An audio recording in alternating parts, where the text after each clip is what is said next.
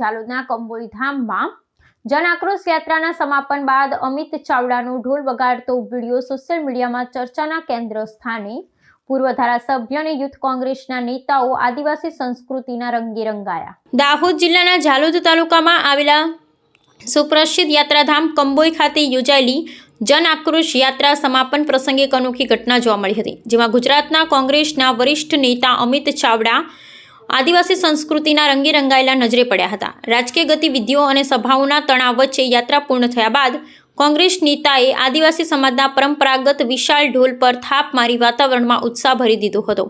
તેમનો આ અનોખો અંદાજ હાલ સોશિયલ મીડિયાના માધ્યમથી ખૂબ જ ઝડપથી પ્રસારિત થઈ રહ્યો છે અને લોકોનું ધ્યાન ખેંચી રહ્યો છે।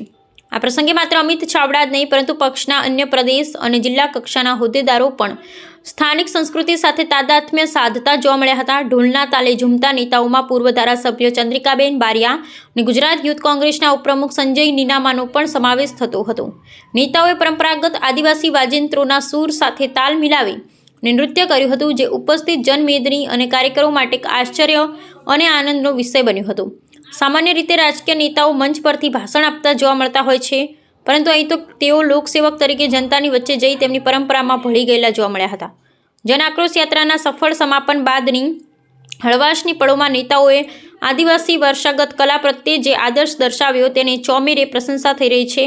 આ ઘટનાનો વિડીયો ઇન્ટરનેટ પર વ્યાપક બનતા રાજકીય વર્તુળ અને આદિવાસી સમાજમાં એક હકારાત્મક સંદેશ પ્રસરાવ્યો છે।